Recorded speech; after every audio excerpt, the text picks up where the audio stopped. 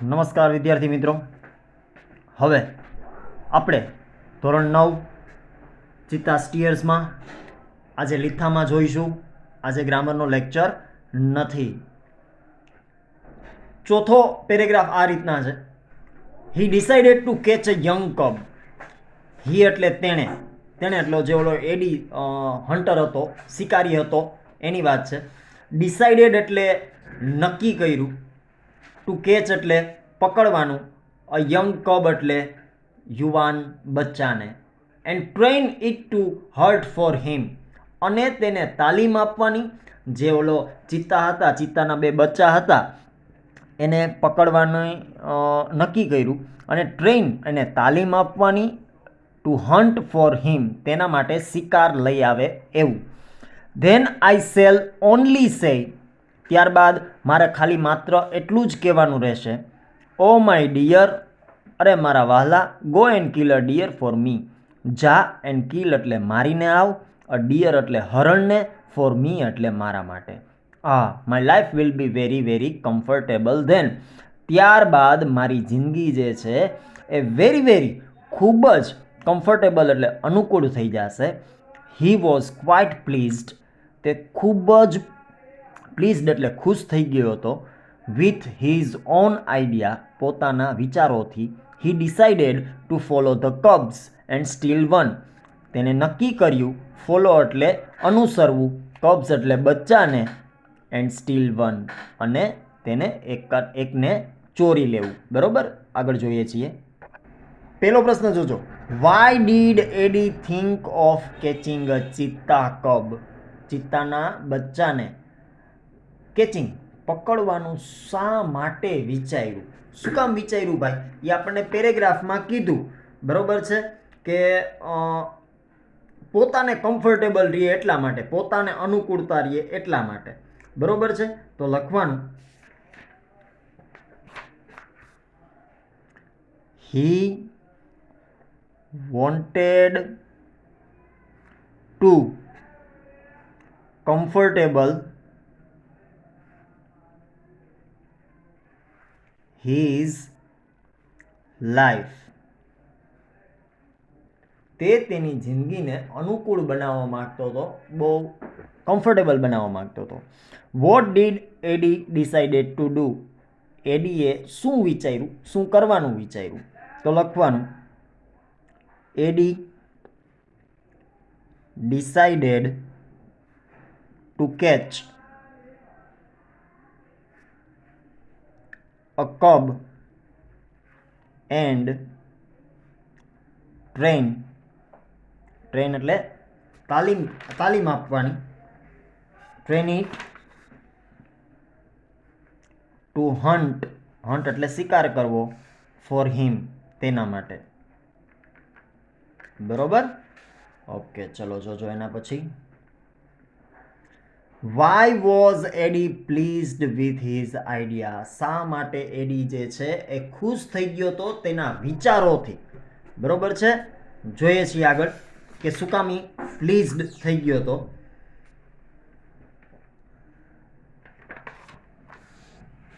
because he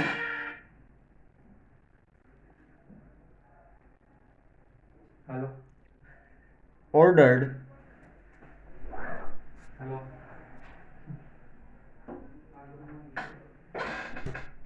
a cub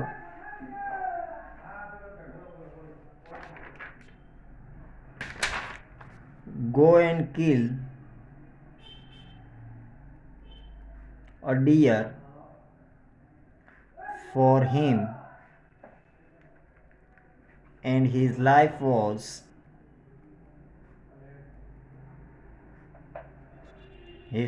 will be very comfortable. Full point. ત્યારબાદ જોઈએ છીએ હવે બીજો પેરેગ્રાફ, પાંચમો પેરેગ્રાફ. ફ્રોમ હિઝ એક્સપિરિયન્સ, તેના અનુભવથી. એડી ન્યૂ ધેટ અ ચિત્તા નેવર અટેક્સ અ મેન. એના અનુભવ પ્રમાણે એ એવું વિચારતો હતો કે ચિત્તો જે છે એ ક્યારેય માણસ પર એટેક એટલે વાર કરે નહીં. ધેરફોર એટલે તેથી. It was safe to steal a કબ.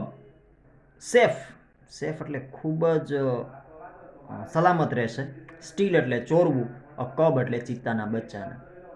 He followed the ચિત્તા ફેમિલી. તેણે આ ચિત્તાનું જે ફેમિલી હતું એને અનુસર્યું, એની માં અને એના 2 બચ્ચા. ટીલ ઇવનિંગ, સાંજ સુધી. એટ સનસેટ એટલે સૂર્યાસ્ત સમયે. The mother cheetah hide her cubs in a thick bush and left for a stream. આ જે મધર ચિત્તા હતી, હાઈડ એટલે એને સંતાડી દીધા તેના બચ્ચાને એક ઝાડી ઝાખરામાં, બુશ એટલે ઝાડી ઝાખરામાં, and left for a stream, અને ક્યાં જતી રહી? સ્ટ્રીમ એટલે ઝરણાની નજીક. ક્વિકલી, તરત જ, the hunter પિકડ up his net. આ શિકારી જે હતો એડી, એને પિકડ અપ એટલે લીધી, હિઝ નેટ એટલે તેની જાળી, and spear and ran into the bush, અને ક્યાં દોડી ગયો? બુશ એટલે ઝાડી ઝાખરામાં. He saw two tiny cubs. તેણે જોયા 2 નાના બચ્ચાને. બરોબર? પેલું જોજો. Why was it not dangerous for Eddie to steal a કબ.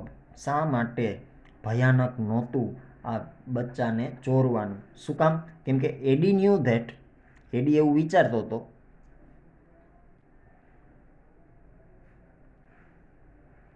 a cheetah never attacks a man. એડી એવું વિચારતો હતો ને કે ચિત્તો જે છે એ ક્યારેય માણસ પર એટેક કરે નહીં, હુમલો ન કરે. બરોબર છે? એટલા માટે. What happen when the mother cheetah left for the stream. એ જ્યારે ઝરણા તરફ વહી ગઈ ત્યારે શું કર્યું? તરત જ શું કર્યું? તો કે the hunter picked up his net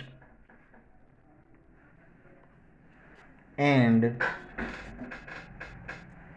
spear and ran into the bush. What did the mother cheetah do in the evening? સાંજે મધર ચિત્તાએ શું કર્યું? બરોબર છે? ધ મધર ચિત્તા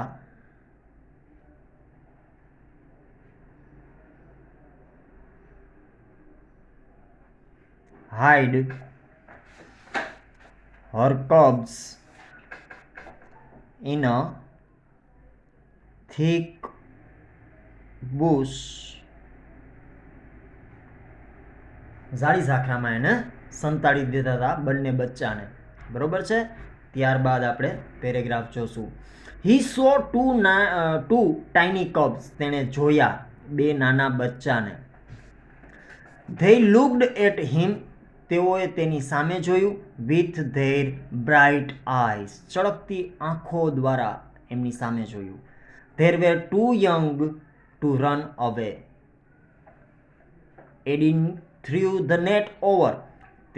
તેઓ જે છે એ એટલા બધા નાના હતા, ટુ રન અવે એટલે ભાગી જવા માટે. એડીએ શું કર્યું? થ્રુ એટલે ફેંકી, ધ નેટ એટલે જાળી, ઓવર ધેમ તેની ઉપર, એન્ડ ધ કબ્સ વેર કોટ. અને આ બચ્ચા જે છે એ પકડાઈ ગયા. હી નીડેડ ઓનલી 1 કબ. તે માત્ર એક જ બચ્ચાનું વિચારતો હતો, જરૂર હતી એને. But he thought. પણ તેણે વિચાર્યું, it is always better to have 2 slaves instead of 1. એને શું વિચાર્યું? કે 2ની બદલે, સોરી, 1ના બદલે 2 હોય તો સારું. ઇન્સ્ટેડ ઓફ એટલે ને બદલે. હી ડ્રેગ્ડ ધેમ. તેને ઢસડ્યા. વિથ હિમ તેની સાથે. And hide them under a big basket. એક મોટી ટોપલીમાં એને સંતાડી દીધા. હાઇડ એટલે સંતાડવું. બરોબર છે? પેલો પ્રશ્ન જોઈએ છીએ. How did Eddie catch the cheetah cubs. કેવી રીતના એને ચિત્તાના બચ્ચાને પકડ્યા? તો લખવાનું એડી થ્રુ એટલે ફેંકી, ધ નેટ એટલે જાળી, ઓવર એટલે તેમની ઉપર, ધેમ એટલે તેઓની ઉપર, બચ્ચાની ઉપર. એન્ડ કબ્સ એટલે બચ્ચા, વેર કોટ, બચ્ચા જે છે એ પકડાઈ ગયા. સામે બીજો પ્રશ્ન છે, why did Eddie catch both the cubs? શા માટે એડીએ બંને બચ્ચાને પકડી લીધા? તો જવાબમાં શું આવશે કે એવું વિચારતો હતો કે ઇટ ઇઝ ઓલવેઝ બેટર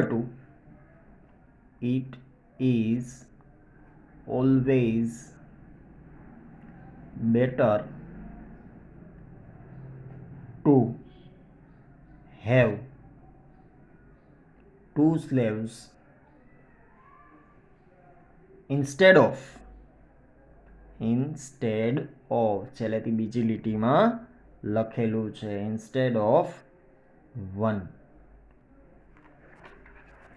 જો અહીં લખેલું છે it is always better to have two slaves instead of one. બીજું, how many cubs did Eddie see? How many એટલે કેટલા, કબ્સ એટલે બચ્ચા, એડી એટલે એડી અને સી એટલે જોયા. એડીએ કેટલા બચ્ચા જોયા? 2. તો લખવાનું અહીંયા એડી સો 2 ટાઈની કબ્સ, 2 નાના બચ્ચાને જોયા. Why could the cubs not run away? શા માટે બચ્ચા જે છે એ દોડી ન શક્યા? તો લખવાનું because they were too tiny. Too tiny એટલે એટલા નાના હતા. to run away. They were too tiny to run away. બરોબર. ત્યારબાદ જોઈએ છીએ આગળ. The mother cheetah returned after a while. After a while એટલે થોડા સમય પછી. returned એટલે પાછી ફરી. જે એની માં હતી એ, જે ઝરણા નજીક ગઈ હતી એ. She did not find her cubs. તેણીને તેના બચ્ચા ન મળ્યા. She looked all around. તેને આસપાસ જોયું. First of all she became angry. પહેલા તો એ became એટલે બની ગઈ, angry એટલે ગુસ્સે. And jumped wildly. jumped એટલે કૂદકો માર્યો બહુ મોટો. She sniffed all around. sniffed એટલે એને સૂંઘ્યું. all around એટલે આસપાસ. બટ એલાસ, પણ દુઃખના ભાવ સાથે એને એના બચ્ચા મળ્યા નહીં, કેમ કે એડી જે છે એના 2 બચ્ચાને ચોરી ગયો હતો. She could not find her dear babies. તેણી, find એટલે ગોતી ન શકી, her એટલે તેણીના, dear એટલે વહાલા બચ્ચાને. At last અંતે she became sad. અંતે તેણી કેવી બની? દુઃખી બની. and started crying અને રડવાનું ચાલુ કર્યું. She cried and cried for the whole night. આખી રાત્રિ cried and cried એટલે રડવાનું ચાલુ જ રાખ્યું. till the next evening. બીજી સાંજ સુધી આ ચિત્તાની માં હતી એને રડવાનું ચાલુ જ રાખ્યું. નંબર 1 પ્રશ્ન, what was the mother cheetah's reaction when she found her cubs missing? એનું રિએક્શન શું હતું? એનો પ્રતિભાવ શું હતો? પ્રતિક્રિયા શું હતી જ્યારે એના બચ્ચા જે છે ન મળ્યા, ત્યારે ખોવાઈ જાય છે ત્યારે? બરોબર છે, જોજો. she looked around. તેણે તો પહેલા આસપાસ જોયું. she became angry. પહેલા એ ગુસ્સે થઈ ગઈ. and jumped એટલે કૂદકો માર્યો. વાઇલ્ડલી એટલે ખૂબ જ મોટેથી. she sniffed એટલે સૂંઘવું. all around એટલે આસપાસ એને સૂંઘવું, પણ કાંઈ મળ્યું નહીં. ચલો, what happened to the mother cheetah at last? શું થયું મધર ચિત્તાને અંતે? બરોબર છે, તો લખવાનું કે she became sad. પહેલા તો તેણી દુઃખી થઈ ગઈ. and started અને શરૂઆત કરી. crying એટલે રડવાની. started crying. she cried the whole night. whole night એટલે આખી રાત્રિ. till ધ નેક્સ્ટ ઇવનિંગ, બીજી સાંજ સુધી એને રડવાનું ચાલુ જ રાખ્યું. બરોબર. ત્યારબાદ જોજો એટ નાઇટ, રાત્રે, the mother cheetah cried so loudly એટલે ખૂબ જ મોટેથી રડવા માંડી, that she was heard by a wise man, કોક ડાહ્યો, વાઇસ એટલે ડાહ્યા માણસે, લિવિંગ ઇન ધ વિલેજ, કે જે ગામડામાં રહેતો હતો, એને હર્ડ એટલે સાંભળ્યું, હિયર્ડ એટલે સાંભળવું. ધ ઓલ્ડ મેન અન્ડરસ્ટુડ, આ વૃદ્ધ માણસ જે હતો એ સમજી ગયો વોટ હેડ હેપન, શું બન્યું હતું. હી ઇમિડિયેટલી, તેણે તરત જ ટુક હી સ્ટ્રોંગ ક્લબ, એનું મજબૂત જે ક્લબ હતું એને લીધું, and came out of his hut, એની ઝૂંપડીમાંથી બહાર આવ્યો. ધીઝ ઓલ્ડ મેન, શાનો, એનું નામ હતું શાનો, વોઝ વેરી વાઇઝ, ખૂબ જ ડાહ્યો માણસ હતો. હી લવડ એનિમલ્સ, તે પ્રાણીઓને ચાહતો, and knew all about them, અને તે તેના વિશે બધું જાણતો. When Sano found out the hidden cubs, જ્યારે એને એવું જોયું કે આ બચ્ચા જે છે એ સંતાડી દીધા છે, he knew that it was Eddie's wicked idea, એને એવું પણ ખબર પડી ગઈ કે it was Eddie's wicked idea, આ એડીના જ પાપી વિચારો હોય એવી પણ આ સાનો નામના વ્યક્તિને ખબર પડી ગઈ છે. બરોબર. જોઈએ છીએ આગળ. Who was Sano, what were his quality, Sano કોણ હતો અને એની ક્વોલિટી શું હતી. બરોબર. પહેલાં તો સાનો જે છે એ કોણ હતો. પહેલાં Sano was a wise man living in the village, ગામડામાં રહેતો હતો. વોટ વોઝ હિઝ ક્વોલિટી, એની ક્વોલિટી શું હતી. બરોબર છે. એની ક્વોલિટી એવી હતી કે હી લવડ એનિમલ્સ, તે પ્રાણીઓને ચાહતો, and knew all about them, તેના વિશે બધું જાણતો. Number 2, what did Sano do, સાનુએ શું કર્યું. બરોબર છે. સાનોએ શું કર્યું તો કે ભાઈ સાનો took his strong club, સાનોએ તો પહેલાં તો શું કર્યું, એનું જે મજબૂત ક્લબ હતું, એના સાથીદારો હતા, એને લીધા, એન્ડ કેમ આઉટ હિઝ હટ, એને ઝૂંપડીમાંથી બહાર આવ્યો. વોટ હેપન્ડ એટ નાઇટ, રાત્રે શું થયું. બરોબર છે. તો જોજો મધર ચિત્તા